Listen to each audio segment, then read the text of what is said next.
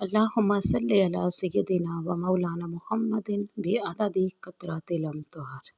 अस्सलाम वालेकुम my YouTube family, कैसे हैं आप? मैं उम्मीद करती हूँ कि आप बिल्कुल ठीक होंगे और हैप्पी होंगे। तो काफ़ी अरसे के बाद आज मैं अपनी एक वीडियो अपलोड करने लगी हूँ। उम्मीद करती हूँ कि आपको बेहद पसंद आएगी।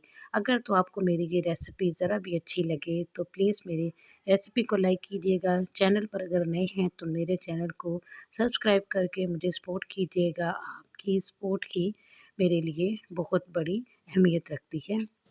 तो चलिए स्टार्ट करते हैं आज की रेसिपी। तो इसके लिए चना दाल ले ली है मैंने। ठंड का सीज़न है तो मैंने इसको रात को ही भिगो दिया था। देखें काफ़ी अच्छी तरह से ये फूल चुकी है, सॉफ्ट हो चुकी है। तो उसके साथ ही मैंने यहाँ पे ले लिया है लहसुन और अदरक। अदरक का पेस्ट ले लिया है। लहसुन की कलियाँ जो है वो छील के आप ऐसे ही ले लीजिए। तो यहाँ पे मैंने खड़े मसाले ले लिए हैं, दालचीनी, ज़ीरा, खुश्क धनिया, काली मिर्च और तेज़पत्ता। ठीक है, स्टार्टिंग में यही स्पाइसेस में डलेंगे। तो यहाँ पे 4 टेबल स्पून के अराउंड मैंने ऑयल ले लिया है। बहुत ज़्यादा ऑयल इसमें हम यूज़ नहीं करेंगे, ठीक है। तो एक मीडियम साइज़ का इसमें मैंने प्याज रफली चॉप करके जो है काट के डाल दिया है। तो प्याज को तब तक हमने कुक करना है जब तक कि ये ट्रांसलूज़र सा ना हो जाए, ठीक है।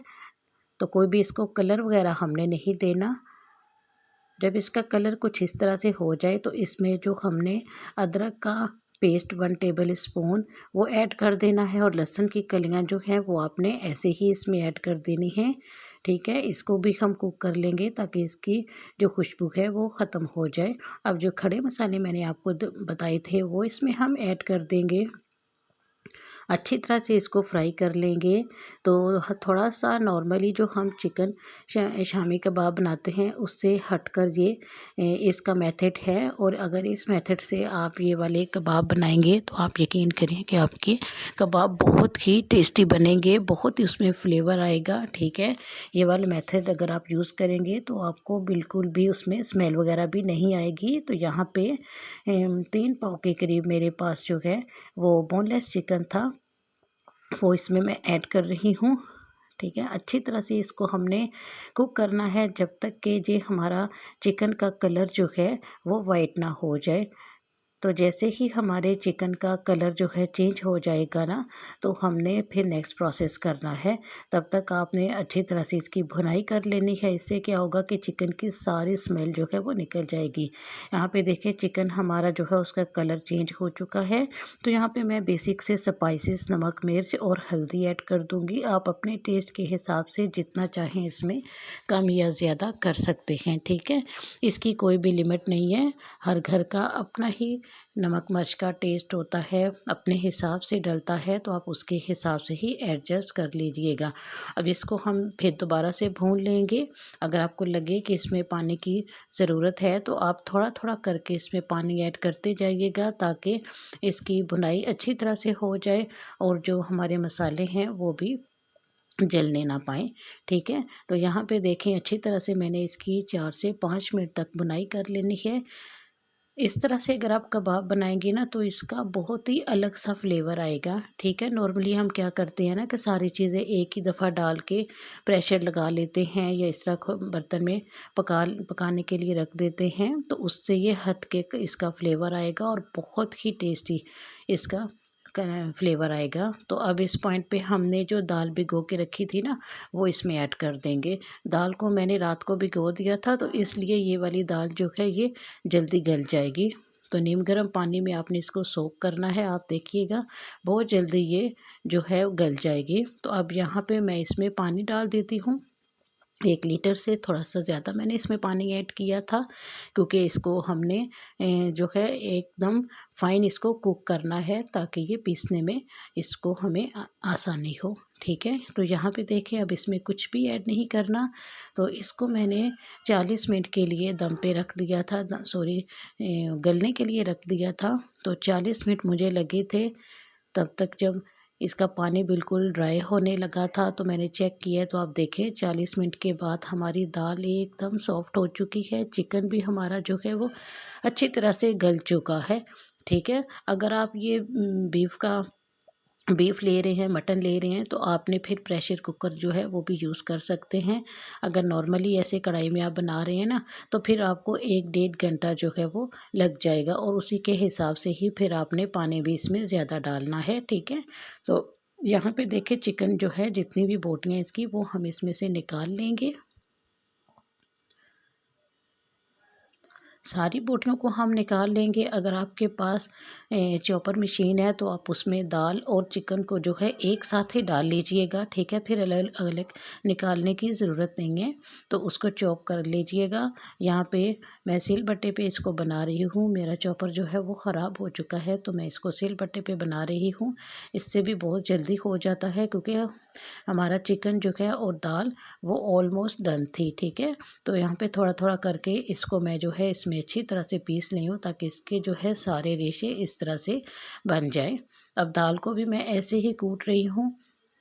आप देख सकते हैं कि दाल भी हमारी काफ़ी सॉफ्ट हो चुकी है। तो ये देखें, इसको भी मैं इसमें से निकाल लेती हूँ। अब इसमें जो है कुछ मैं मसाले डाल देती हूँ। यहाँ पे मेरे पास गरम मसाला है, क्रश किया हुआ मेरे पास खुश्क धनिया है, चिली फ्लेक्स है, काली मिर्च है, ठीक है। और इसके अलावा नमक है। नमक मुझे कम लग रहा था, तो इसलिए मैं नमक दोबारा ऐड कर रही हूँ। अगर आपको नमक आपने जो पहले डाला था वो चेक कर लीजिएगा, अगर नमक पूरा है तो फिर आप इसमें मत डालिएगा, ठीक है। तो यहाँ पे मैंने धनिया पुदीना जो है वो काट के डाल दिया है। हरी मिर्चों का टेस्ट बहुत ही अच्छा लगता है, वो डाल दिया मैंने इसमें। अंडा एक तोड़ के डाल दिया है, बड़े साइज़ का अंडा था।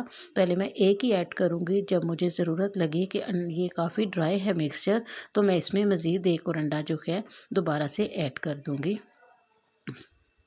तो टोटल 2 अंडों से ही ये बन जाएगा। इससे क्या होगा कि बाद में हमें इसकी कोई भी स्लरी वगैरह लगानी नहीं पड़ेगी, और ना ही अंडे में इसको जो है वो ऐसे डिप करके हमें फ्राई करना पड़ेगा। तो इसी पॉइंट पे अंडे डाल देते हैं हम।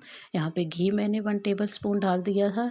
अगर आपके पास मेल्टेड बटर है तो वो भी आप इसमें ऐड कर सकते हैं, ताकि ये अच्छा सा सॉफ्ट जूसी से कबाब बने। कुछ इस तरह से हाथ की मदद से ही आप इसको शेप बना लें, बहुत ईजीली बन जाते हैं।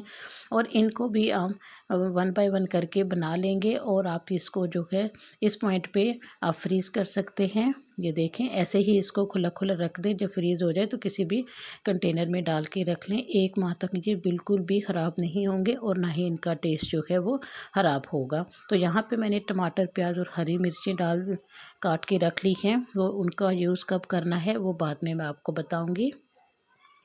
अच्छा, यहाँ पे मैं इनको डीप फ्राई नहीं कर रही, ठीक है। और आप भी मत कीजिएगा, क्योंकि हर चीज़ इसमें कुक है, ठीक है। तो इसको मैं शैलो फ्राई करूँगी। आप चाहे तो तवे पे भी इसको ये वाला प्रोसेस कर सकते हैं, ठीक है। बिल्कुल भी आपने हिलाना नहीं है 1-2 मिनट के लिए। उसके बाद आपने इसको आराम से पलट देना है। ये बिल्कुल भी नहीं टूटेंगे। यहाँ पे देखें, ना तो हमें ऊपर अंडा लगाने की ज़रूरत पड़ी है, ना ही ब्रेड क्रम्स हमने लगाए हैं, और ना ही हमने इसकी मैदे की स्लरी लगाई है। यहाँ पे देखिए अच्छी तरह से ये कुक हो चुके हैं। बहुत कम ऑयल में ये फ्राई हो जाते हैं। अब जो मैंने थोड़ा सा ऑयल इसमें डाला था ना, तो वो मुझे कुछ एक्स्ट्रा लग रहा था नेक्स्ट प्रोसेस के लिए, तो मैं इसमें ऑयल जो है वो निकाल दूँगी। अगर मुझे लगा कि ये एक्स्ट्रा ड्राई हो चुका है तो मैं मज़ीद इसमें ऐड कर दूँगी, अदरवाइज़ ज़रूरत नहीं पड़ेगी। अब जो हमने प्याज, टमाटर, हरी मिर्चें काट के रखी थी ना, तो वो इस तरह से हम इसके ऊपर डाल देंगे। अगर आप यकीन करें कि इस तरह से जब आप ये इसमें हरी मिर्चें, प्याज, टमाटर काट के डालते हैं, तो इतना ये इसमें फ्लेवरफुल ये हमारे कबाब बन जाते हैं। दोबारा से कबाब को हम टर्न कर लेंगे, ताकि दूसरी साइड से ये बहुत ज़्यादा डार्क ना हो जाए। बहुत ज़्यादा डार्क हमने इसका कलर नहीं करना, वो बिल्कुल भी अच्छा नहीं लगेगा। तो यहाँ पे देखें, दिखने में ही इतने ये प्यारे लग रहे हैं, खाने में इतने ही ये टेस्टी हैं, ठीक है। अब यहाँ पे हमने प्याज, टमाटर कच्चा है, तो अब हमने क्या करना है कि इसको हम 1 या 2 मिनट के लिए कवर करके दम वाली आंच पे हम इसको ढक के रख देंगे, ताकि अच्छी सी इसमें स्टीम बने। उससे क्या होगा कि हमारे प्याज, टमाटर सॉफ्ट हो जाएंगे, हरी मिर्च जो है उसका भी कच्चापन ख़त्म हो जाएगा, और कबाब में भी इसका एक अलग सा फ्लेवर आ जाएगा, ठीक है। अगर इस पॉइंट पे आप इसको स्मोकी टेस्ट देना चाहते हैं तो कोयले का आप स्मोक भी दे सकते हैं, अदरवाइज़ ये ऐसे ही बहुत ही टेस्टी लगते हैं। ٹھیک ہے، تو اب یہاں پہ 1 یا 2 منٹ کے لیے میں اس کو اسٹیم کر لوں گی اس سے۔ دیکھیں ہمارے ٹماٹر اور پیاز کافی سافٹ ہو چکے ہیں، بہت ہی کھانے میں ٹیسٹی لگتے ہیں۔ اس کو ہری چٹنی کے ساتھ سرو کیجئے، چپاتی نان کے ساتھ کھائیے، پراٹھوں کے ساتھ، یہ بہت مزے کے لگتے ہیں۔ شامی برگر بنائیے، اس میں بھی اچھے لگتے ہیں۔ ریسپی اچھی لگے تو لائک کیجئے گا۔ تب تک مجھے دیجیے اجازت، اللہ